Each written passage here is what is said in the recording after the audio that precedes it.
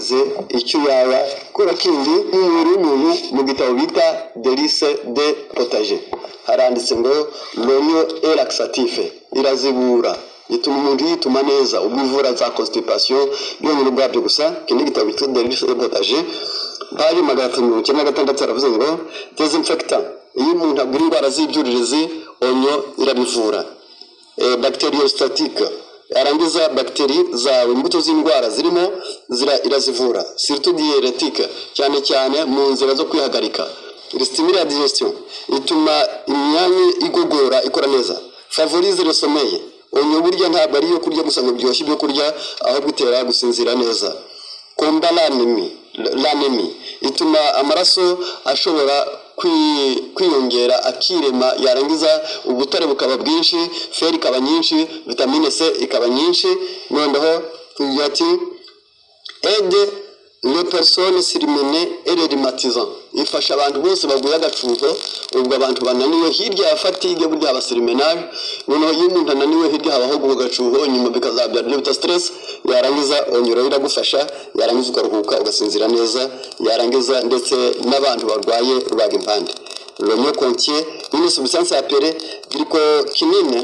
apparence à l'insuline yarangiza iyo bita glycokinine iba muri onyo isa n'iyivanga yarangiza bigatuma insuline zibaho niyo mpamvu ikenewe ku bantu barwara diabete donc en fait d'une choix de choix pour les diabétiques nicyo gituma onyo burya ibarirwa mu byo kurya by'abagwara diabete yarangiza ngo bafashe kubongera insuline ya indi pancreas yananiwe kurema reka rero tubifuriza kumenya neza ngo umutima ufite ibyumba bine yarangiza umutima wakira amaraso umutima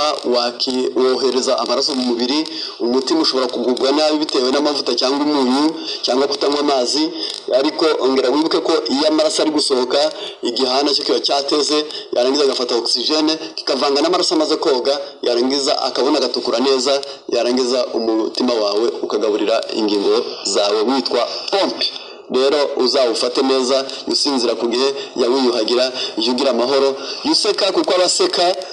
inshuro 14 mu munsi bihwanye mu masaha 16 nibura kabasetsa inshuro 14 yarangiza 14 zikazigizwe n'iminota 15 aba bantu bagira ibyo bita bien-être bakunda kwibuka basinzira neza basaza neza amagufa yabo ntakunda kurwara yarangiza imitsi yabihorana itoto iminkanyari bamike guseka nabyo ni byiza niyo mpamvu bivuze ngo kwishima ni imbuto y'umwuka Imana ibane namwe mu izina rya Yesu akamaro k'ubutumwa bw'ubugorozi nivugurura kaje bukene gose ubembura imitima yari yarabye ugakiza